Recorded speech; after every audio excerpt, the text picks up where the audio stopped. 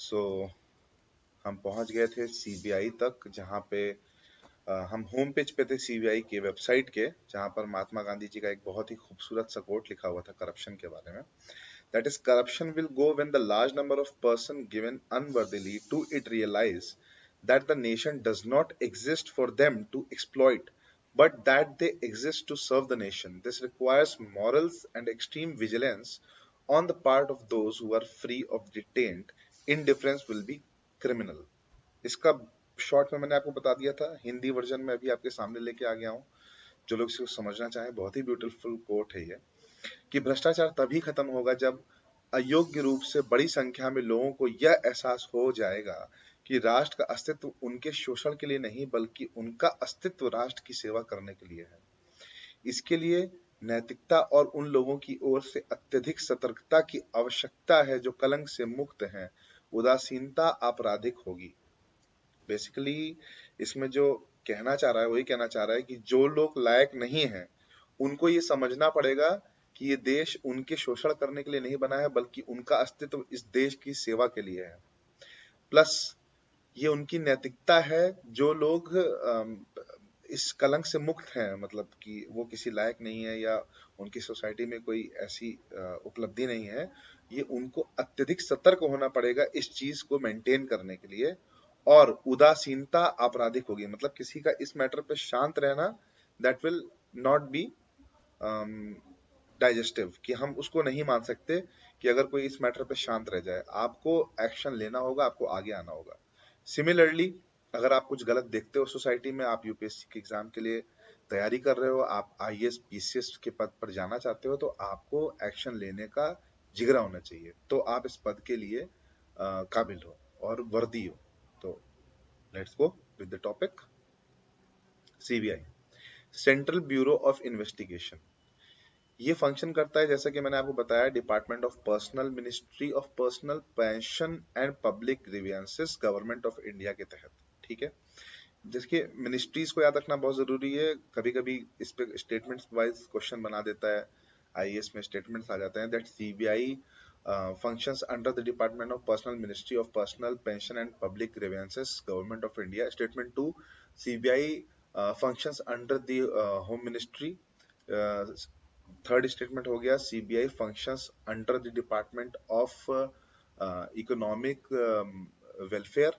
ऐसे करके मतलब ढेर सारे स्टेटमेंट बना देगा। फिर आपसे कंफर्मेशन के लिए मतलब 2-3 स्टेटमेंट पूछता है, आप लोग जानते ही हैं, पीसीएस में भी पूछ सकता है। तो ये जो आपका है ना, कौन से मिनिस्ट्री के अंदर में है, स्थापना कब हुई, स्थापना का डेट मतलब एज सच याद करने की जरूरत नहीं है, बट अगर उसका कोई सिग्निफिकेंस है कि पीएम मोदी द्वारा किया गया या ऐसा कुछ कोई डेट का सिग्निफिकेंस है जो काफी इंपॉर्टेंट रोल प्ले करता है, तो इस वजह से उसको एक बार एक नजर देखना बहुत जरूरी हो जाता है। ये एक प्रीमियर इन्वेस्टिगेटिंग पुलिस एजेंसी है, जैसे कि मैंने बताया था कि सीबीआई, पहले भी बताया था कि सीबीआई जो है वो एक तरीके से पुलिस की नोडल एजेंसी की तरह काम करती है। इसकी स्थापना पहले Delhi special police enforcement act के तहत हुई थी। तो इसका अगर आप देखोगे, जो नीचे क्वेश्चन भी दिया हुआ है कि CBI is a constitutional body, CBI act as a national central bureau of Interpol in India. अभी मैं आगे इस पे भी चर्चा करूंगा, ये नीचे क्वेश्चन है, तब तक आप लोग इस पे भी नजर बनाए रहिए। तो ये एक नोडल पुलिस एजेंसी की तरह काम करती है। ये एक एलीट फोर्स है जो मेजर रोल प्ले करती है किसमें, लोगों के वैल्यूज को प्रिजर्व करने में, हेल्थ, नेशन के हेल्थ की सुरक्षा करने के लिए, प्लस इकोनॉमी की रक्षा करने के लिए एक नोडल पुलिस एजेंसी है जो इंटरनेशनल स्तर पे भी लोगों से डील करती है। तो दूसरा स्टेटमेंट आपको अपने आप समझ में आ जाना चाहिए कि इसमें से कौन सा स्टेटमेंट सही होने वाला है। आगे चर्चा करते हैं। इंटरपोल क्या होता है? इंटरपोल एक मैकेनिज्म है, एक प्लेटफॉर्म है जहां पे इंफॉर्मेशन शेयर होती है इंटरनेशनली दूसरे कंट्रीज से हमारी कंट्रीज में। अगर कोई ऐसा अपराध, क्रिमिनल एक्ट होता है जिसमें अदर कंट्रीज में भागा हुआ क्रिमिनल जो हमारे देश का है या वहां से आया हुआ कोई इधर क्रिमिनल है, तो उसमें हमारी इंफॉर्मेशन शेयर होती है। तो उसी में सीबीआई एक मेजर रोल प्ले करता है।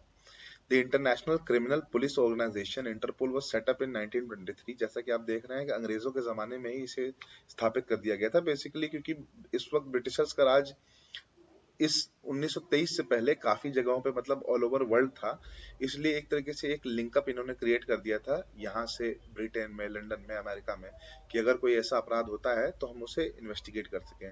जो भी व्यवस्थाएं लाई गई थी अंग्रेजों की, केवल और केवल अपने लिए लाई गई थी। वो तो उनके चले जाने के बाद आज भी हम उसका प्रयोग करके अपना जीवन यापन अच्छे तरीके से कर रहे हैं। As a secure information sharing platform बताया दिया मैंने, criminal investigation of police forces across the globe through the collection and dissemination of information receive from the various police forces. जो कोडिंग डिकोडिंग इसमें होती है, आईबी के लोग होते हैं, वो सारी इंफॉर्मेशन आपस में शेयर करते हैं, डिकोड करते हैं, कलेक्ट करते हैं, उसके बाद शेयर करते हैं, तब जाके एक्शंस लेते हैं। The central bureau of investigation is designated as the national central bureau of India for the Interpol. समझ में आ गया? अब इसमें नेक्स्ट टॉपिक है, how is the director of the central bureau of investigation appointed. ठीक है, ये 2014 से पहले जैसा मैंने आपको बताया था कि डीएसपी एक्ट 1946 के अंतर्गत central bureau of investigation director जो था वो अपॉइंट किया जाता था इस एक्ट के तहत। ठीक है, नेक्स्ट स्लाइड में देखेंगे कि 2014 के बाद जो लोकपाल एक्ट आया 2013 वाला, तो उसमें अगर देखेंगे यहाँ पे लिखा हुआ है मेंबर्स ऑफ अपॉइंटमेंट कमेटी में कौन कौन रहता है। तो लोकपाल एक्ट जो 2013 था उसके द्वारा इस कमेटी में प्राइम मिनिस्टर रहते हैं, प्राइम मिनिस्टर ऑफ इंडिया। एक आपका रहेंगे leader of the opposition party जो एक मेजोरिटी पार्टी से होंगे, या तो एक संगठित पार्टी का जो मुखिया होगा उसको हम मानेंगे leader of the opposition party. ठीक है, ये हमारा leader of the opposition party हो गया, single largest opposition party. Chief justice of India रहेंगे। अगर चीफ जस्टिस ऑफ इंडिया का पद खाली है तो यहाँ पे सुप्रीम कोर्ट के जज रहेंगे। ठीक है, ये आप लोग जब जुडिशरी पढ़ोगे पॉलिटी में तो आपको पता चलेगा कि जब मतलब प्रोटोकॉल के तहत जब कोई बड़ा पद खाली होता है तो उसके नीचे वाले पोस्ट को हम लोग लेते हैं। फिर आपका यहाँ पे होम मिनिस्ट्री का क्या रोल होता है? बेसिकली देखिए, होम मिनिस्ट्री ये रोल प्ले करता है कि वो नजर बना के रखता है कि कौन सा अधिकारी, कौन सा ऑफिसर ऐसा है जो अपनी ड्यूटी निरंतर लॉयल्टी और ऑनेस्टी से कर रहा है। Home ministry sends a list of eligible candidates. ये जो एलिजिबल कैंडिडेट है इसका कोई डेफिनेशन थोड़ी ना है। एलिजिबल कैंडिडेट्स वही हैं जो प्लेजर्स ऑफ मंत्री के तहत, मतलब जो उनके इच्छा अनुसार जो अच्छा काम कर रहे हैं। आज की डेट में आप देख रहे हैं जयशंकर जी हैं, अजीत डोभाल हैं। जयशंकर जी को तो मतलब एक तरीके से उच्च पदों तक दिया गया, पॉलिटी में भी इंक्लूड किया गया। तो बेसिकली अगर गवर्नमेंट चाहे तो एक अधिकारी को वो अच्छी अच्छी पोजीशंस तक भी पहुंचा सकती है और चाहे तो इग्नोर भी कर सकती है। तो इसमें होम मिनिस्ट्री का बहुत अच्छा रोल होता है कि department of personal and training पे इनका नाम रेफर किया जाता है, जिससे इनको आगे के लिए तैयार किया जाता है। इसमें role of department of program and personnel and training का क्या रोल होता है? ये प्रिपेयर करता है final list on the basis of seniority, integrity and experience. देखिए, इस लेवल तक जाने के लिए एक जब आईएएस ऑफिसर सेलेक्ट होकर आता है, पहले वो एसडीएम की पोस्टिंग पे आता है, फिर 6-7 साल डीएम की पोस्टिंग पे आता है, 6-7 साल बाद उसके मतलब 16 साल 17 साल नौकरी के बाद वो कमिश्नर के पोस्ट में आता है। ऐसे करते करते अगर मतलब आपका 22 या 23 पे सिलेक्शन होता है तो शायद आप कैबिनेट सचिव तक पहुंच सकते हो। तो इस तरीके से अगर आप देखेंगे तो यहाँ पे सीनियरिटी बिल्कुल मैटर करती है। सीनियरिटी यहाँ पे मेजर रोल प्ले करती है, आप कितने सीनियर हो, कितना आपको वर्क एक्सपीरियंस रहा है। इंटेग्रिटी देखते हैं उसकी और एक्सपीरियंस देखते हैं। ठीक है, in the investigation of anti corruption cases में आपका कैसा परफॉर्मेंसेस रहे, एंड उसको सेंड कर देते हैं प्राइम मिनिस्टर हेडेड कमेटी को। जो कमेटी थी आपकी, प्राइम मिनिस्टर उसको लीड करते हैं। सिक्योरिटी ऑफ टेन्योर क्या होता है इसमें? अब अगर कहा जाए कि आईएएस तो सभी हैं लेकिन पद बदलते रहते हैं, कभी कोई सचिव बन जाता है, कभी कोई सचिवालय से काम करता है, पॉलिसी मेकिंग करता है, कभी कभी किसी को शहर में पोस्टिंग मिल जाती है डिस्ट्रिक्ट में, तो as a DM, as a commissioner काम करता है। तो जो डायरेक्टर होता है सेंट्रल ब्यूरो ऑफ इन्वेस्टिगेशन का, सीबीआई का, has been provided security of 2 year tenure by the CVC act 2013। CVC act 2013 को एक नजर देख लीजिएगा। हमको ऊपर ऊपर से इतनी सतही ज्ञान होना चाहिए एटलीस्ट आईएएस में, कि मतलब हम आईएएस पीसीएस में, कि हम क्वेश्चंस को आसानी से समझ सके। सीवीसी एक्ट 2003 लिख रहा है, मतलब हम कहीं ना कहीं जोड़ लेंगे इसको कि सीबीआई से ही जुड़ा हुआ है। ठीक, इश्यूज क्या होते हैं इसकी फंक्शनिंग में बताता हूँ। Issues with the functioning of the central bureau of investigation. सबसे बड़ा इश्यू क्या है दोस्तों? ये एक डीएसपी एक्ट के द्वारा स्थापित संस्था है सीबीआई। ये पहले जो क्वेश्चन मैंने आपको दिया था उसका आंसर अब बता रहा हूँ। एक्सपेक्ट करता हूँ कमेंट बॉक्स में लोगों ने आंसर दे दिए होंगे अभी तक। तो उसका आंसर ये है कि जो स्टेटमेंट 1 था कि ये कॉन्स्टिट्यूशनल बॉडी है, तो बिल्कुल गलत है, ये कॉन्स्टिट्यूशनल बॉडी नहीं है, ठीक है, ना ही ये कोई लेजिस्लेटिव बॉडी है, ठीक। ये एक्चुअल में एक DSPE एक्ट के तहत स्थापित संस्था है। मैं बैक स्लाइड में आपको दिखा देता हूँ। यहाँ पे पूछा है ना CBI is a constitutional body, ये रॉन्ग हो जाएगा। CBI act as the national central bureau Interpol of India, ये करेक्ट हो जाएगा। तो इसमें क्या हो जाएगा, स्टेटमेंट 2 ओनली। नहीं, क्या पूछ रहा है, चूज द इनकरेक्ट स्टेटमेंट, तो statement 1 only, statement 1 only answer हो जाएगा, ठीक है। तो इसमें जो प्रॉब्लम्स आती हैं वो होती है पॉलिटिकल इंटरफेरेंस। दोस्तों किसी भी सीबीआई जांच में अगर आप देखोगे, अगर सीबीआई कहीं पहुंच जाती है तो उसमें पॉलिटिकल इंटरफेरेंस बहुत होने लगता है। क्योंकि अगर आप देख रहे हो, आपको एक चीज समझनी होगी कि लेजिस्लेचर जो है हमारे यहाँ, वो जन्म देता है एग्जीक्यूटिव को, ठीक है। ये जो हमारा लेजिस्लेचर है, यही हमारे एग्जीक्यूटिव ऑफिसर्स को जन्म देता है। ये मतलब मदर है किसमें, पार्लियामेंट्री फॉर्म ऑफ गवर्नमेंट में, ठीक। लेजिस्लेचर जो है ना, ये जन्म देता है। तो यहाँ पे अगर आप देखोगे कि तो हेड ऑफ द कमिटी में प्राइम मिनिस्टर साहब हैं, फिर leader of the opposition party हैं, और चीफ जस्टिस ऑफ इंडिया है। मतलब अगर 2 आउट ऑफ 3 अगर आप देखोगे तो ये सीधे सीधे जनता के प्रतिनिधि हैं दोनों लोग। मान लो कि अदर पार्टी की मेजोरिटी में भी प्राइम मिनिस्टर का डंका चलता है या मेजोरिटी का डंका चलता है, तो उस केस में 2 आउट ऑफ 3 वोट हो जाएंगे। मतलब पूरा पूरा जो झुकाव रहेगा इस कमेटी में, वो पॉलिटिकल झुकाव रहेगा। तो पॉलिटिकल इंटरफेरेंस होने की वजह से सीबीआई को बहुत जगह मात खाना पड़ता है, ठीक है। फिर आपका, क्योंकि ये कॉन्स्टिट्यूशनल बॉडी नहीं है, ना ही कोर्ट के द्वारा ऐसा कोई आदेश मिला है इसको, तो इसको इंडिपेंडेंस नहीं मिलता, इंडिपेंडेंट तरीके से काम नहीं कर पाती है, ऑटोनोमी नहीं है, स्वयं चलाने का कोई इसमें वो नहीं है, इसको डिपेंडेंट रहना पड़ता है इस कमेटी के आधार पे। टारगेटिंग पॉलिटिकल ऑपोजिशंस, अब देखिए क्या होता है दोस्तों, कई बार आपने अभी लेटेस्ट में भी देखा होगा, आप पार्टी हो गई या कांग्रेस पार्टी हो गई, ये लोग के द्वारा लगातार जो है आरोप लगाए जाते हैं बीजेपी के ऊपर कि हमारे खिलाफ जो सीबीआई जांच कराई गई है, वो जो मेन मेजोरिटी में पावर में जो है उस पार्टी का हथकंडा है। ये आज से नहीं, हमेशा से लगते आ रहे हैं, और कहीं ना कहीं इसका मिसयूज भी कई बार लोगों ने किया है। तो खैर वो एक पॉलिटिकल मुद्दा हो गया, लेकिन सीबीआई कहीं ना कहीं, सीबीआई के ऊपर हमेशा से आरोप लगे हैं कि वो ऑपोजिशन की जो पॉलिटिकल पार्टीज होती हैं उस पर टारगेट करती है सीबीआई। एग्जेम्पशन फ्रॉम आरटीआई, दोस्तों सीबीआई के जो एक्शंस होते हैं वो छूट होती है उनको RTI, right to information. Right to information आपका एक बहुत ही इम्पोर्टेंट टॉपिक है, जो आपका सिविल सर्विसेज के लिए एक अलग तरीके से, मतलब आपको उसको पढ़ना पड़ेगा, प्रिपेयर करना पड़ेगा, कौन कौन से आर्टिकल्स रिलेटेड है, ये सारी तैयारी आपको करनी पड़ेगी पॉलिटी से। तो राइट टू इंफॉर्मेशन एक पूरा, ऐसे मान लो उसको आपको तैयार करना पड़ेगा मेंस के टॉपिक में। तो राइट टू इंफॉर्मेशन होता है अधिकार, जानने का अधिकार। तो सीबीआई की कोई भी जो एक्शंस होते हैं वो जानने के अधिकार से बिल्कुल छूट, उसको छूट प्राप्त हुई है। आप किसी सीबीआई एक्शन के खिलाफ कोई उंगली नहीं उठा सकते, ठीक है। हम्म। तो अभी हम आगे बढ़ते हैं इस टॉपिक पे, सीबीआई वाले में। इसमें देख लेते हैं कुछ कोर्ट केसेस हैं जो सीबीआई के अंतर्गत हम लोगों को पता होना चाहिए। जैसे कि आपके सामने लिखा हुआ है हवाला स्कैम केस, ठीक है।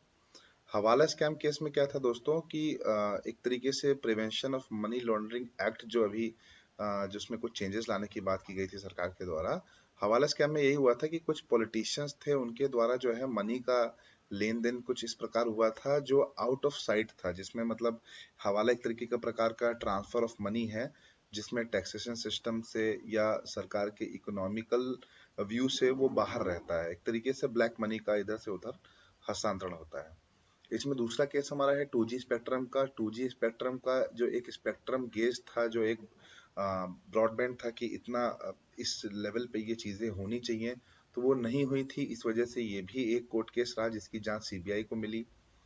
और फिर आपका कोल एलोकेशन में दोस्तों जो कोल के ब्लॉक्स थे जितने आने चाहिए उतने नहीं आ रहे थे, इस वजह से उसमें भी स्कैम का, फ्रॉडरी का केस लगा जिसमें सीबीआई को जांच मिली। तो ये 2-3 केसेस हैं जो एग्जाम्पल के तौर पे आपको हमेशा रखने हैं अपने खासतौर से अपने आंसर्स राइटिंग में, तो इसको आप ध्यान में रखिएगा। अब कुछ पीवाईक्यू है, सिविल सर्विसेज के क्वेश्चंस हैं, इसको एक नज़र अगर हम लोग देख लेते हैं तो हमारे लिए बेनिफिशियल हो जाता है। कह रहा है कि the director of the central bureau of investigation as inspector general, sorry, as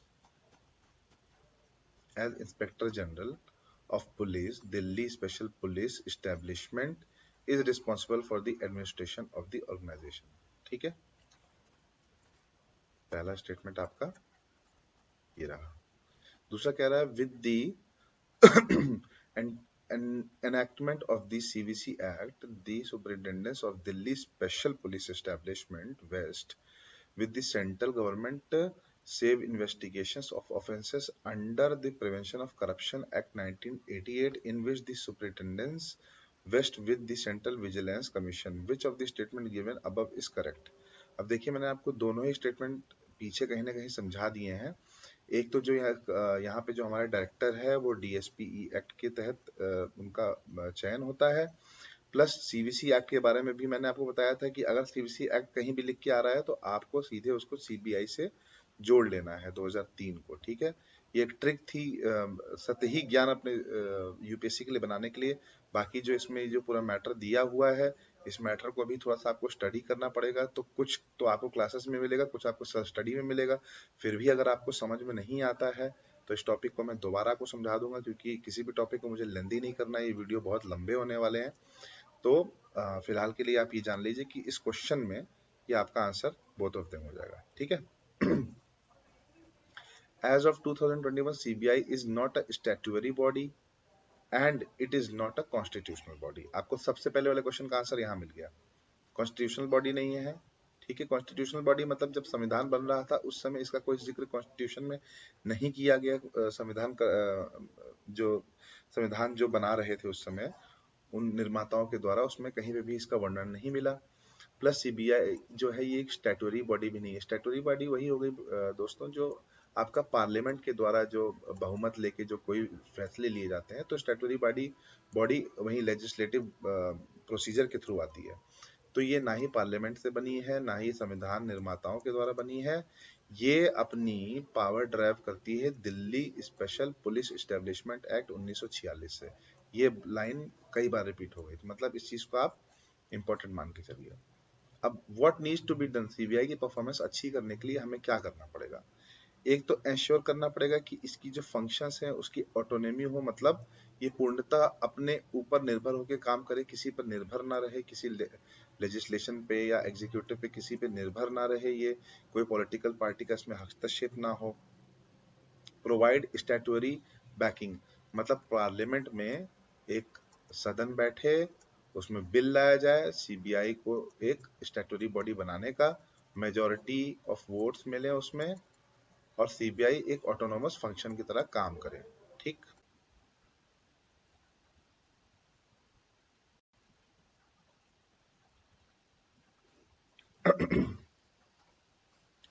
अब जो हमारी नेक्स्ट न्यूज आ रही है, ये फोटो आप देखिए, ये चिले देश है आपका, साउथ अमेरिका का। इसमें चिले ने रिकॉर्ड किया है इसका डेडलीस्ट वाइल्ड फायर पिछले 123 सालों में।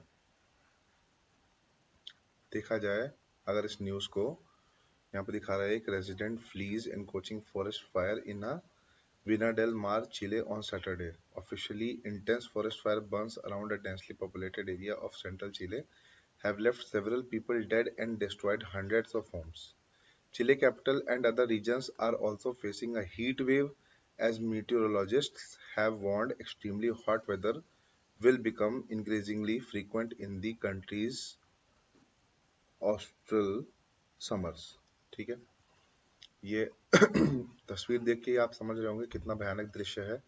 हीट वेव्स ऑलरेडी अभी चिले में मौजूद हैं और उसमें फॉरेस्ट फायर्स का लग जाना मतलब अपने आप में दिल दहला देने वाला हादसा है ये। जिसमें कि देख रहे हैं आप लोग यहाँ से एक्सकेवेट कर रहे हैं इस जगह को, यहाँ से निकलने की कोशिश कर रहे हैं। तो पिछले 123 साल में सबसे डेडलीस्ट वाइल्ड फायर है।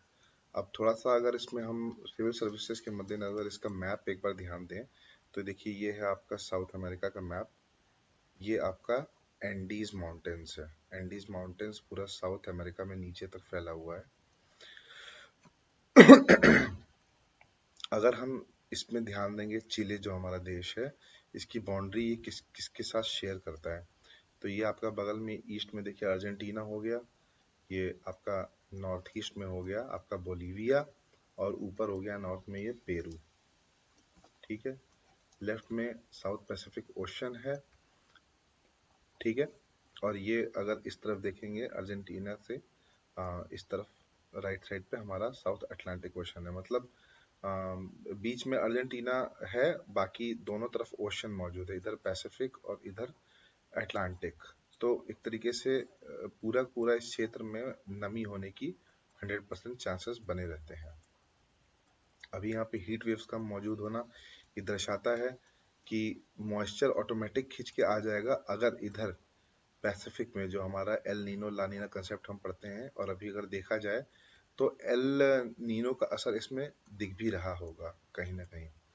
तो अगर यहाँ पे वार्म वाटर के मौजूदगी का कोई भी चांस बनता है, तो यहाँ पे मॉइस्चर से अच्छी खासी बारिश हो सकती है, क्योंकि ओरोग्राफिक जो होती है ना एटमॉस्फेरिक रिवर, जो अभी हम आगे भी पढ़ेंगे, तो यहाँ पे अच्छी खासी बारिश होने के भी, फ्लड्स आने के भी चांसेस बन जाते हैं। चलिए तो आगे टॉपिक पे देखते हैं। अभी हमारे, जैसे कि मैंने आपको बताया, it shares territorial border with Argentina. इसका जो अर्जेंटीना के साथ बॉर्डर है वो है 6,691 किलोमीटर का, बोलीविया के साथ 942 किलोमीटर का, और पेरू के साथ 168 किलोमीटर का। ठीक है, ये एक नज़र याद रखिए, किलोमीटर का उतना ज़्यादा रोल नहीं है, लेकिन किसके साथ शेयर कर रहा है, किस दिशा में है, ये याद रहना ज़रूरी है। और आगे देखते हैं, chillies relief is for the most part mountainous. बिल्कुल माउंटेनियस है, एंडीज पर्वत पूरे इसके एरिया में गुजर रहा है, with the Andes range dominating the landscape. Highest point Ojos del Salado in Andes of Atacama region. Atacama desert आपने पढ़ा होगा ज्योग्राफी में, अगर नहीं पढ़ा है तो आगे आपको मिलेगा। उसमें ये बता रहे हैं कि इसमें जो हाईएस्ट पॉइंट है ओजोस डेल सलाडो, ये इसका हाईएस्ट पॉइंट है अगर चिले में देखा जाए तो, एंडीज पर्वत का। In Andes of Atacama region, lowest point Pacific Ocean. Lowest point ये बता रहा है पैसिफिक ओशन पे इसका लाई करता है कहीं ना कहीं इस एरिया में। अगर आप देखेंगे ध्यान से, जहाँ पे आपको 0 मीटर मिलेगा, क्योंकि कोई भी हम जब हाइट नापते हैं तो वो सी लेवल से देखते हैं, तो आपको एक तो इसकी ऊंचाई मिल जाएगी 0 मीटर पे। ठीक है, लॉन्गेस्ट रिवर जो है आपकी, वो आपकी है लोआ रिवर। बट अगर इधर दिख ना रहा हो, ये लिखा है, तो लॉन्गेस्ट जो रिवर है चिले की, दैट इज लोआ रिवर। ये आपकी एक्सटेंड करती है 440 किलोमीटर। ये कुछ बेसिक फैक्ट चिले के बारे में हो गए। जो रिसेंट वाइल्ड फायर अभी हुई है चिले में, उसके बारे में कुछ डिटेल्स हैं, और ये डेडलीस्ट वाइल्ड फायर्स पूरे वर्ल्ड के लेवल पे यहाँ पे बताई गई है। अगर आप ध्यान से देखेंगे, रैंक 1 पे है आपका यूएस में, दैट इज क्लोक्यूट फायर। ये मिनेसोटा एक जगह है, वहां पे हुई थी ईयर 1918 में। इसमें डेथ हुई थी 1000 के करीब। तो इसको डेथ के आंकड़ों के हिसाब से देखा जा रहा है। अगर किसी भी कंट्रीज में टेक्नोलॉजिकली किसी भी तरीके से ऐसी व्यवस्थाएं बनाई जाती हैं जहाँ पे डेथ्स को रोका जा सके, तो उसके डेडली होने के चांस कम हो जाते हैं बेसिकली। तो 1918 में हमारी व्यवस्थाएं भी कम थी, उस समय अवेयरनेस भी कम थी, तो लगभग 1000 की डेथ हुई थी। तो नंबर 1 पे मिनेसोटा है, नंबर 2 पे इंडोनेशिया है। ये 1997 में आपका यहाँ पे 240 लोगों की मृत्यु हुई थी। तीसरे पे आपका चाइना सोवियत यूनियन का है, ब्लैक ड्रैगन फायर नाम से जो फायर लगी थी वहां पे, वो 1987 का है, इसमें 191 लोगों की मृत्यु हुई थी। चौथा आपका ऑस्ट्रेलिया भी रिसेंटली जो आता है आपका 2009 में आया था। अभी देखिए क्या है कि ईयर सब रिसेंट ही लगने लगे हैं, क्योंकि अ, जो 90s के खासतौर से लोग हैं उन लोगों को ज़्यादा ही चीज़ फील होती होगी। ब्लैक सैटरडे बुश फायर 2009 में हुई थी, इसमें भी 180 लोगों की। और चीले जो है ये आपका 5th नंबर पे आ जाता है 2024 में, 112। और छठे नंबर पे रिसेंट की घटना है 2023 की, हवाई में, यूएस में 2023 में एक आग लगी थी जिसमें 100 लोगों की डेथ हुई थी। कुछ नंबर 1 से 7 तक आप देख सकते हैं एक रेफरेंस के तौर पे। बाकी लेटेस्ट वाला आपको याद रखना है, चीले। चीले का न्यूज़ जो भी आया है ट्रेंड में है 2024 में। At least 131 people have died in the wildfire that ravaged Chile in February 2024। ये एक सरकारी आंकड़ा है, एक लमसम आंकड़ा दे रहा है 131 का, making it 5 of the top 10 deadliest wildfires globally since 1900। इन्होंने कहा टॉप 5, अगर आप ध्यान देंगे यहाँ पे चिले आपका 5th नंबर पे है। ठीक है। The recent wild Fyers fall under the category of large wild Fyers. ये जो अभी वाइल्ड फायर रिसेंटली लगी हैं, इन सबको लार्ज वाइल्ड फायर के कैटेगरी में डाला जा रहा है। At least 26,000 hectare of area burn, मतलब लार्ज वाइल्ड फायर उनको कहा जाएगा जहाँ पे एटलीस्ट 26,000 हेक्टेयर एरिया बर्न हो गया हो, उसको हम लार्ज वाइल्ड फायर कहेंगे। ठीक है। The recent fire is happening 6 years after the historic 2017 fire season and have started at a time when extreme heat waves ravaged Chile and other parts of South America। Heat waves क्यों आती हैं south America में, ऐसी conditions कब prevail करती हैं, ला नीना क्या है, एल नीनो क्या है, ये सारी चीजें आपको ज्योग्राफी में देखने को मिली होंगी या मिलेंगी, तो घबराइएगा मत, ये सारे प्रोसेस आपको समझ में आएंगे धीरे धीरे। The unusual intense and extreme wildfires forced the Colombia to declare a national disaster। इतनी ज्यादा ये भयंकर वाइल्डफायर है कि इसने कोलंबिया में डिक्लेयर करने को मजबूर कर दिया एक नेशनल डिजास्टर के रूप में। This unusual event in Colombia in January was linked to the high temperature and drought exacerbated by exacerbated, sorry मेरे प्रोनाउंसिएशन के लिए आप लोग देख लीजिएगा, by the climate phenomenon known as El Nino। जी हाँ, इसमें एल नीनो का प्रभाव है ऐसा आशंका क्लाइमेटिक ग्राफिस्ट ने इसमें जताई है, मीटेरोलॉजिस्ट ने, कि एल नीनो का इसमें प्रभाव है। अभी मैं आगे अगली स्लाइड में आपको बताऊंगा एल नीनो क्या होता है।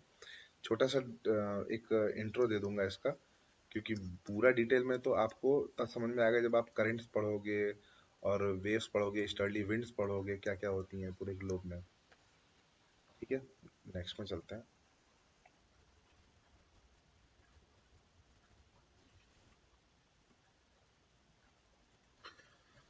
तो दोस्तों अब हम आ चुके हैं अपने एल नीनो फिनोमिनन पे।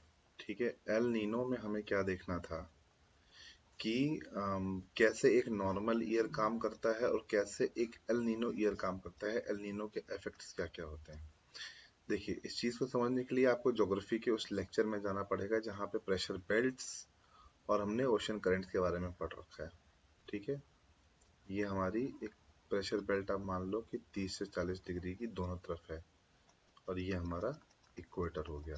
This is 0 degree, this is 30 to 40 degree, and this is also 30 to 40 degree. देखिए, जब नॉर्मल कंडीशंस रहती हैं तो यहाँ पेरू के पास साउथ अमेरिका में कोल्ड वाटर की करंट होती है जो कि अमेरिकन कोस्ट पे घूम रही होती है। ठीक है, नॉर्मल कंडीशन में यहाँ कोल्ड करंट घूम रही होती है। अब अगर आप पढ़ेंगे ईस्टर्लीज और वेस्टर्लीज के बारे में, तो जो हमारी 30 to 40 डिग्री वाली बेल्ट है, ये आपका यहाँ पे ईस्टर्लीज इस डायरेक्शन में चलती हैं। ठीक है, और यही ऊपर 60 की तरफ ऐसे जाती हैं हवाएं। सिमिलरली ये वाली इस कंडीशन में ऐसे आएंगी, सॉरी ऐसे रहेंगी, और ये वाली ऐसे रहेंगी। ठीक है, अब देखिए दोस्तों, अगर ये साउथ इक्वेटोरियल करंट ऐसे करके हवा चल रही है और ऐसे आके ये एक सर्कल बनाती है ईस्टर्लीज के साथ, तो अगर यहाँ पे कोई भी गर्म पानी का जमाव हो रहा है तो इसे हम एक नॉर्मल ईयर की कंडीशंस कहेंगे, जो कि ऑस्ट्रेलिया में, इंडोनेशिया में आपका हीट वेव्स लाती है, वर्षा ज़्यादा होती है, मॉइस्चर आता है। बेसिकली एक नॉर्मल ईयर का रिजल्ट होता है। जब एल नीनो इफेक्ट आता है तो क्या होता है कि नॉर्थ अमेरिका में आपकी विंटर में हीट बढ़ जाती है, यहाँ पे विंटर जो है वो वार्म हो जाते हैं। ठीक है, क्योंकि आपका जो यहाँ पे जो ये शिफ्ट होके इधर से उतर रहा है, वो कहीं ना कहीं इस बार सर्कल नहीं काम आ रहा है। तो जो आपकी विंटर कंडीशंस जो होती हैं, विंटर कंडीशन में जैसे कि हमने देखा है कि जनरली सन का जो सन की पोजीशन होती है, देखा जाए तो सन की पोजीशन हमारा, जैसे ये आपका भारत इधर है ना, यहाँ इस पोजीशन पे, तो सन की पोजीशन अगर विंटर्स के टाइम पे देखी जाए तो सन की पोजीशन मान लीजिए ये इक्वेटर है, नॉर्थ में सन की पोजीशन यहाँ होती है 21 जून में, और वही वाइस वर्सा विंटर्स में इस जगह हो जाती है। तो विंटर्स में सन की पोजीशन इधर रहने से इधर ऑलरेडी हीट वेव्स का खतरा बना रहता है।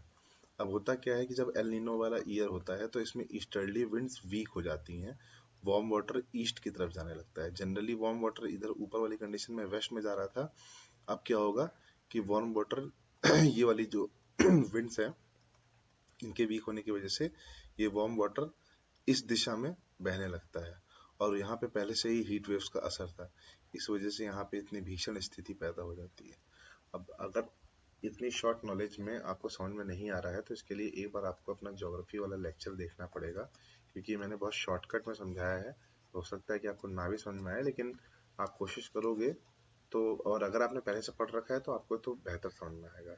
ये सेम सिचुएशन को बता रखा है कि ऑस्ट्रेलिया के आसपास से जो ये न्यू पपुआ गिनी वाला है, इधर से वार्म पूल ऑफ वाटर जा रहा है, जो कि इवेपोरेट होके ऊपर आसमान में फिर वर्षा करता है, वाटर का सर्कुलेशन होता है ईस्टर्ली विंड के साथ, फिर वाटर घूम के वापस इधर आ जाता है।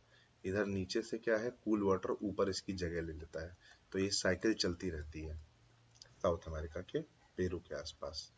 कभी कभी पेरू में हमको बहुत ज़्यादा ही बाढ़ देखने को मिलती है, कहीं ना कहीं ये एल नीनो लानीना ही इसके कारण होते हैं। लानीना तो एक नॉर्मल ईयर को डिनोट करता है, जबकि एल नीनो जो है ऐसी सिचुएशंस में ड्रॉट लाता है। ठीक है, यहाँ पे जो पेरू के पास जो फाइटोप्लैंक्टन्स का ग्रोथ है उसमें दिक्कत आ जाती है, बहुत सी इश्यूज आते हैं, तो इसको हम लोग आगे देखेंगे।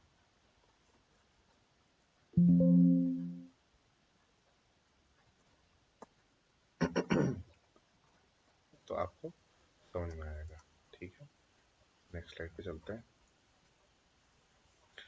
अभी देखिए, एर्गोस्फेयर की बात द हिंदू पेपर में की गई, making a whole black hole work.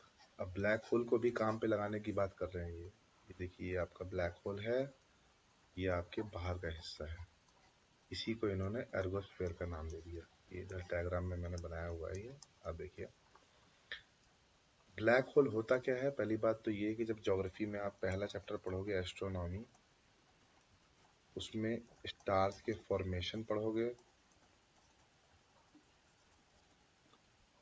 उसका जो ब्लू जो टॉप मोस्ट उसकी सीमा होती है, और उसके बाद उसका डिस्ट्रॉइंग, जब डिस्ट्रॉय होता है स्टार, उसकी एनर्जी कोलैप्स होने लगती है। तो बेसिकली 1.44 से 2.5 सोलर मास से जो अधिक होते हैं, जब वो बिग स्टार कोलैप्स करते हैं, जब वो बिग स्टार कोलैप्स करते हैं, ऐसी परिस्थिति में ग्रेविटेशन पुल इतना ज़्यादा हो जाता है, इतना ज़्यादा हो जाता है कि एक सिंगुलैरिटी की स्थिति पैदा हो जाती है। ये इतना ज़्यादा डीप चला जाता है। अगर कुछ थ्योरीज आपने देखी होंगी, सुनी होंगी, तो आपने देखा होगा कि यूनिवर्स जो है ये हमारा नीचे से ऐसे कॉनकेव टाइप का है। ठीक है, कुछ थ्योरीज के हिसाब से आपने पढ़ा होगा। ये कितना सही है ये तो अभी इसकी कोई पुष्टि नहीं है, लेकिन सब थ्योरीज हैं और थ्योरीज के आधार पर ही हम लोग साइंस पढ़ते चले आ रहे हैं। तो यूनिवर्स जो है वो हमारा इस तरीके से कॉनकेव अंदर अंदर डीप है। तो जब जैसे कोई स्टार इस पे तैर रहा है, जब वो ब्लैक होल के रूप में कन्वर्ट होता है तो कहीं ना कहीं नीचे वो गहरा होता चला जाता है, ऐसे वो नीचे उसकी डेंसिटी बढ़ती चली जाती है। तो होता क्या है कि वो ऊपर अपने आसपास के जा रहे किसी भी ऑब्जेक्ट को तुरंत अपनी तरफ खींच लेता है, पुल कर लेता है। जैसे मान लीजिए आप ये जा रहे हो, तो आप इसमें पुल हो जाओगे आसाम से। इसमें से एस्केप वेलोसिटी से, मतलब एस्केप वेलोसिटी आपकी अगर स्पीड ऑफ लाइट के बराबर हो जाती है, अभी मैं थ्योरी जो लिखी है बताऊंगा इसमें, तो एस्केप वेलोसिटी अगर आपकी equal to speed of light हो जाती है, तब आपके पास एक चांस है कि आप इसमें से, इस एरिया में से एस्केप कर सकते हो। Escape velocity equals to speed of light. ठीक, अब थोड़ा सा थ्योरी भी देख लेते हैं, पहले तो डायग्राम समझ लीजिए आप लोग। ये एर्गोस्फेयर इस बाहर वाले एरिया को कह रहे हैं, एक तरीके से कोनिकल स्फेरिकल शेप है इसका। नीचे जा रहे हैं, यहाँ पे इवेंट होराइजन है। इवेंट होराइजन उसी जगह को कहते हैं जिसके अंदर सिंगुलैरिटी मिलने लगती है, जिसके इवेंट होराइजन वो एकदम पतली सतह है, वो लेयर मान लीजिए, जिसके बाहर तक का टेलीस्कोप जो हमारा हबल टेलीस्कोप था वो बता सकता है देख करके। ठीक है, हबल टेलीस्कोप जो है हमारा यहाँ तक बता सकता है। इसके बाहर जो एक लेयर टाइप की बनती है वो टेलीस्कोप डिटेक्ट कर सकता है, उसके आसपास के ऑब्जेक्ट्स को मेजर कर सकता है, जाते हुए देख सकता है। बट ये इवेंट होराइजन ऐसी स्पेस है जिसके बाद कुछ भी दिखाई देना बंद हो जाता है, क्योंकि यहाँ पे पूरा ब्लैक हो जाता है, ग्रेविटेशन पुल हो जाता है नीचे। ग्रेविटेशनल स्पेस टाइम डिस्टॉर्शन बता रहा है नीचे का। ठीक है, ये सिंगुलैरिटी ये वाला पॉइंट है जहाँ पे जिसका अंत में कोई भी अभी तक कोई इसका सॉल्यूशन नहीं, इसकी पुष्टि नहीं कि यहाँ तक किसी ने कोई झांक पाया हो, किसी की अभी तक क्षमता नहीं है। ये बता रहे हैं इधर quiet region negligible gravitational influence, इसको बता रहे हैं, जो ये एकदम पहला पॉइंट है। यहाँ पे ग्रेविटेशन का इन्फ्लुएंस उतना ज़्यादा नहीं है पहले पॉइंट पे। मतलब अगर एक हाई स्पीड की वेलोसिटी से अगर कोई जहाज उड़ रहा है तो इस जगह पे ऐसे टच करके से वापस आ सकता है। ठीक है, ऐसे टच करके से वापस आ जाएगा। तो इससे आपको यहाँ की कुछ इन्फॉर्मेशन मिल सकती हैं कि इनिशियल स्टेज पे ग्रेविटेशन पुल कैसा था, वहाँ पे बॉडीज का बिहेवियर कैसा था, फिर वापस आने के बाद बॉडीज में क्या क्या चेंजेस आए, ये सारी चीजें आप देख सकते हैं। अब देखते हैं इसकी थ्योरी थोड़ी सी। इसमें द हिंदू की में जो थ्योरी दी है वो पर्याप्त है समझने के लिए, बहुत ही अच्छी तरीके से समझाया है। यहाँ पे थोड़ा सा ब्रेक डाउन कर दिया मैंने। That when a massive star runs out of fuel to fuse blow up leaving its core to implode under its weight to form a black hole। जैसे कि मैंने बताया कि ये आपका 1.44 2.55 से जो ग्रेटर सोलर मास के जो स्टार्स होते हैं, जब वो कोलैप्स होते हैं, उनकी एनर्जी जब डाउन होने लगती है तो अंदर की तरफ कोलैप्स करते हैं ये, और अंदर ग्रेविटेशन पुल अनंत तक चला जाता है, इन्फिनिटी तक चला जाता है। ठीक है वही फॉर्मेशन होता है ब्लैक होल का। जब आप स्टार्स के फॉर्मेशन और सारी चीजें पढ़ेंगे तो आपको एकदम क्लियर हो जाएगा। Einstein theory of general relativity क्या कहती है? As per it, when a massive star dies, it leaves behind a small, dense remnant core. If the core's mass is more than about 3 times the mass of the sun, मैंने क्या बोला था? Greater than 2.44 solar mass. ठीक है, इसने almost की बात की है। The force of gravity ओवरवेल्म्स all other forces and produces a black hole. एक ब्लैक होल का फॉर्मेशन हो जाता है, वही चीज आपको मैं बता चुका हूँ। एर्गोस्फेयर के फीचर्स क्या है? ये एक बिगर स्फेयर है, सराउंड करता है जो इवेंट होराइजन के बाहर, that an object can enter and then leave if it's moving fast enough. जैसे कि मैंने बताया कि कोई बॉडी आई और बहुत फास्टली यहाँ से टच करके वापस चली गई, तो एर्गोस्फेयर वो रीजन है ये वाला। Less than the speed of light भी अगर होगी तो चल जाएगा। It is possible to extract matter and energy from the ergosphere but not from beyond the event horizon. मतलब इस लेवल पे ये जो एर्गोस्फेयर, जो आपका एर्गोस्फेयर है ये वाला बाहर वाला पॉइंट, इस लेवल पे अगर आप चाहें तो कोई मैटर एक्सट्रैक्ट कर सकते हैं। कोई पिंड हो गया, कोई छोटा सा पत्थर हो गया, कोई एनर्जी के फॉर्म में हो गया, इसको आप एक्सट्रैक्ट कर सकते हैं। But beyond the event horizon ये पॉसिबल नहीं है। मतलब ये वाला एरिया से लेके यहाँ के बीच में, जैसे मैंने आपको बताया था, इस एरिया में से तो आप चीज़ें एक्सट्रैक्ट कर सकते हैं, लेकिन बियॉन्ड ओवर इवेंट होराइजन नहीं कर पाएंगे। चलिए, ये मतलब ये टॉपिक हमारे यहाँ पे खत्म हुआ एर्गोस्फेयर के बारे में। नेक्स्ट टॉपिक जो है हमारा, वो है हमारा एपिलेप्सी एंड ओसीडी जो बीमारी है उसके बारे में। क्यों न्यूज़ में है? क्योंकि US patient happy again after brain implant treats epilepsy and OCD. मजे की बात दोस्तों ये है कि एपिलेप्सी एक ऐसी बीमारी है जिसमें इंसान को एक्चुअली किसी कुछ चीज़ों के लिए बहुत नर्वस हो जाता है, रेपिटेटिव चीज़ें उसमें आ जाती हैं। ओसीडी जो है, ओसीडी में आपका एक ही चीज़ का ऑब्सेशन हो जाता है, ऑब्सेशन हो जाता है एक ही चीज़ का। एक ही चीज़ को बार बार करने का। जैसे मान लीजिए कि ओसीडी में कुछ ऐसे भी पेशेंट्स रहे हैं जो अगर जो वॉशरूम में गए हाथ धुलने, तो पता चला कि घंटों तक हाथ धुल रहे हैं और हाथ धुलते धुलते ब्लीडिंग होने लगी। तो इस टाइप के केसेस आते हैं ओसीडी के। तो इसमें एक यूएस में सर्जरी की गई है, ब्रेन ब्रेन में एक इम्प्लांट की गई है चिप, जिसके सहारे ये ओसीडी का ट्रीटमेंट किया गया है। उसी के बारे में ये न्यूज़ अभी आई है कि ये सक्सेसफुल रहा। इस न्यूज़ को भी आप एक नज़र पढ़ोगे तो आपको बेनिफिशियल इंफॉर्मेशन मिलेगी। Amber Pearson used to wash her hands until they bled, terrified by the idea of contamination from everyday items. हर दिन गंदगी से बचने के लिए, कीटाणु से बचने के लिए वो अपना हाथ पागलपने में धो करके इतना ज्यादा धो लेते कि वो ब्लीड करने लगता था। Brain implants have hit the headlines recently, which Elon Musk announcement that his Neuralink company has placed a chip in patient's hand.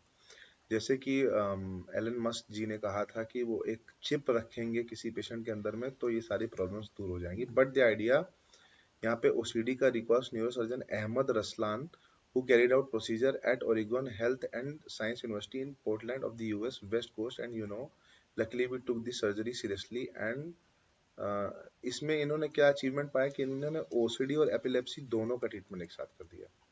ठीक है, अब थोड़ा सा एपिलेप्सी और ओसीडी को दोनों एक साथ में सामने रखूंगा ताकि आपको डिफरेंस भी समझ में आ जाए और मीनिंग भी। Epilepsy is a central nervous system neurological disorder in which brain activity becomes abnormal, causing seizure or periods of unusual behavior, sensations and sometimes loss of awareness. इसमें क्या है कि आपको कुछ दौरे पड़ते हैं, मिर्गी टाइप का कह लीजिए, एक अनयूजुअल बिहेवियर हो जाता है लोगों के प्रति, ढंग से बात ना करना या अपने प्रति कुछ चीज़ों का बहुत ही अजीब सा बिहेवियर हो जाना। कुछ सेंसेशंस आपको होते हैं बॉडी में जो नॉर्मल लोगों को नहीं होते हैं, शायद गुदगुदी टाइप की हो, ठंडी टाइप की लगे। कभी कभी अवेयरनेस ही नहीं रहती किसी चीज़ की, पता चला कि किसी करंट की उसमें उंगली में हाथ डाल दिया, शॉक लग गया, है ना। तो ये एक तरह की एपिलेप्सी इस टाइप की बीमारी है कि दिमाग नॉर्मल तरीके से काम नहीं करता, एबनॉर्मल हो जाता है। Anyone is the fourth most common neurological disorder and affect the people of all ages. ये किसी भी एज में किसी को भी हो सकता है। Anyone can develop epilepsy, but it's more common in young children and older adults. It occurs slightly more in males than in females. Males में इसके चांसेस ज़्यादा होते हैं, इन्फेंट से लेके, इन्फेंट्स नहीं मतलब जो चिल्ड्रंस हैं टेंडर एज के उनको कह लीजिए, और जो ओल्ड एज के मेंस हैं उनको कह लीजिए, इनमें ये केसेस ज़्यादा देखे जाते हैं। अल्टरेशन टू सेंस, इसके सिम्टम्स क्या हैं? टेस्ट का समझ में ना आना, स्मेल का ना आना, आईज साइट में कुछ दिक्कत होना, सुनने में तकलीफ, टच का फीलिंग ना होना, डिजनेस होना, धुंधलापन लगना, टिंगलिंग, ट्विचिंग ऑफ लिम्स, मतलब इस तरीके के इसके कुछ सिम्टम्स हैं। रिपीटेटिव मूवमेंट्स, कोई काम कर रहे हैं 2-3 बार किए जा रहे हैं, ये सब के सिम्टम्स है। ये मे और may not involve loss of awareness और कॉन्शियसनेस। ये आपके कॉन्शियसनेस मतलब जो है आपकी सोच समझ को हो सकता है बरकरार रखे, हो सकता है ना रखे, इसमें कोई कंपल्जन नहीं, इसमें भी कोई क्योर नहीं है, इसमें बस मेडिकेशंस के थ्रू कुछ चीजें मैनेज की जा सकती हैं। ओसीडी क्या है? इसका फुल फॉर्म है ऑब्सेसिव कंपल्सिव डिसऑर्डर। ऑब्सेशन हो जाता है किसी चीज का, उस चीज को कंपल्सरी हम मानने लगता है हमारा ब्रेन, उसी में ये डिसऑर्डर हो जाता है। It is an illness where individual experience recurring negative emotions, हमेशा नेगेटिव इमोशंस आते हैं, एक ऑब्सेशंस हो जाते हैं और फील कंपेल करता है to carry out uncontrollable repetitive activities और कंपल्जन्स। इसमें वो ऐसी एक्टिविटीज बार बार करता है जो उसको लगता है कि उसके लिए जरूरी है, नहीं तो उसको कुछ हार्म हो जाएगा। The person may realize that obsession and compulsive behaviors are irrational. इनका कोई तार्किकता से मतलब नहीं होता है, but they do not feel able to withstand them. The mind get trapped on a specific thought on urge in OCD. एक किसी thought को पकड़ के उसी में ट्रैप हो जाता है और उसी में गोल गोल दिमाग घूमता रहता है। There is no complete explanation of the causes of OCD. इसका कोई complete explanation नहीं है। Nevertheless assumed to arise from a mixture of genetic and environmental parameters. Environmental parameters हैं, atomic radiations हैं, कुछ chemicals हैं जिनकी वजह से ये हो सकता है, genetic disorders की वजह से हो सकता है, ठीक है, biological influences, environmental acquired habits involve the other parameters. अलग से जो पैरामीटर्स है उसमें कुछ बायोलॉजिकल कारण हो सकते हैं, एनवायरनमेंट के कुछ कारण हो सकते हैं, ये सारे कारण इस ओसीडी को जन्म दे सकते हैं, बट इसका कोई कंफर्मेशन नहीं है कि कोई एक ही चीज से इसको होता हो। सिम्टम्स वही जो आपको बताया, one can develop the symptom in two parts. Obsession हो सकता है किसी चीज का, जिद हो सकती है, कंपल्जन हो सकता है कि हमें ये कार्य करना ही करना है। And most OCD individuals show both obsessive compulsive disorder.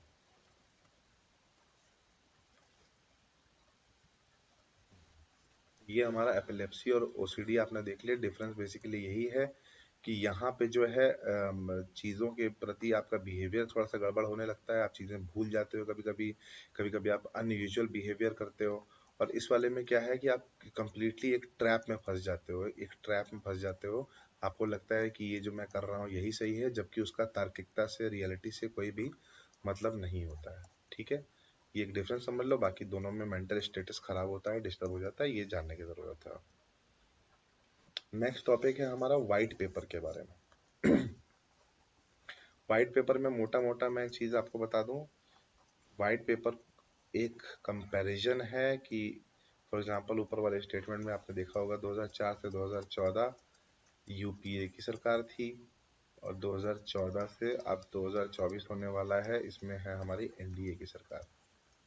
ठीक, बेसिकली इसमें क्या बता रही है मौजूदा सरकार, ये प्रूव करने की कोशिश कर रही है व्हाइट पेपर पे कि हमारे काम कंपैरेटिवली यूपीए की सरकार से एनडीए की जो काम है वो बेहतर रहे। ठीक है, ये बेसिकली अपने काम को प्रूव करने का एक तरीका है।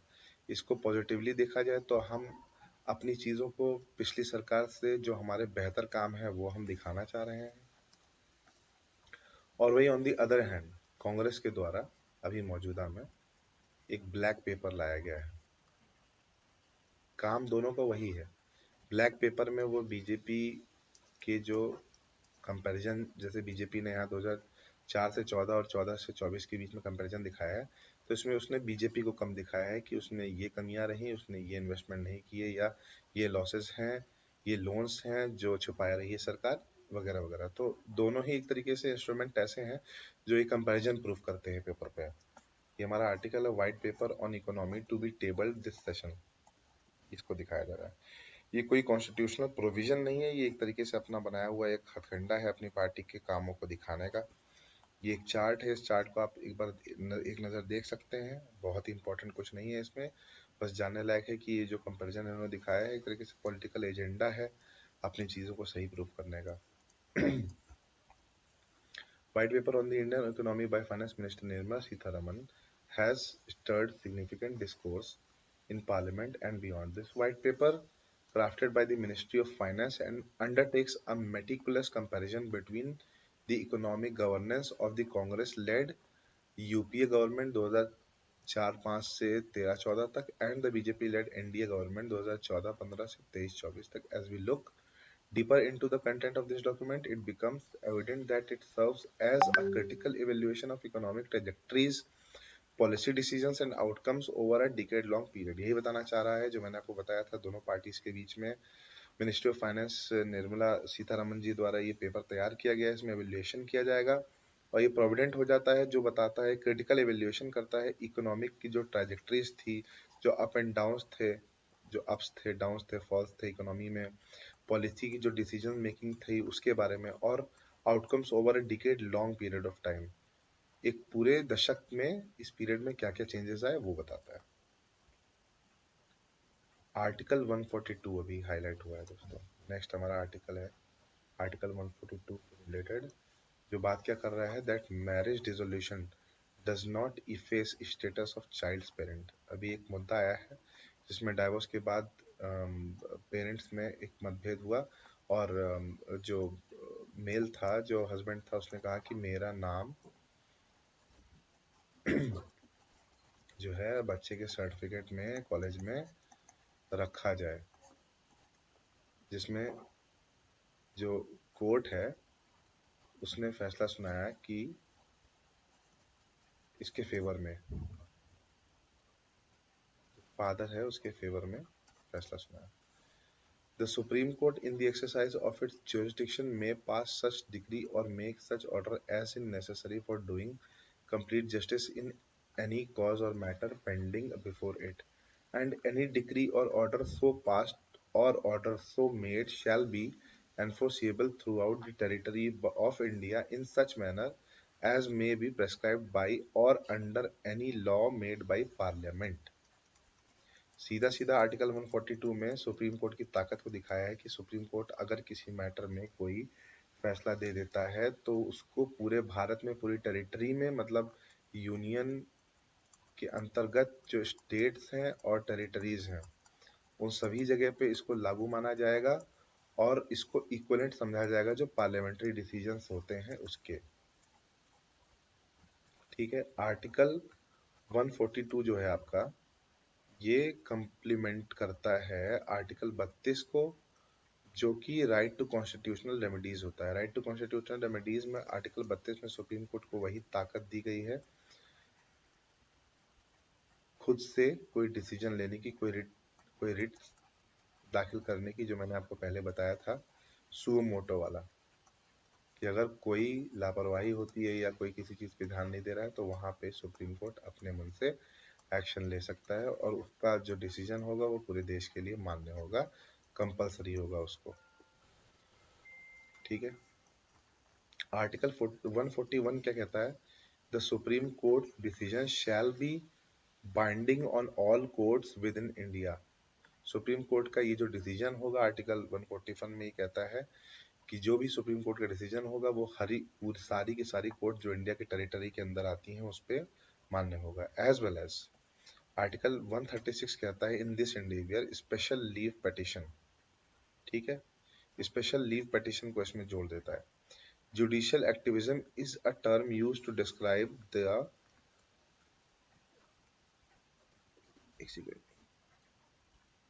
हाँ, judicial activism is a term used to describe this.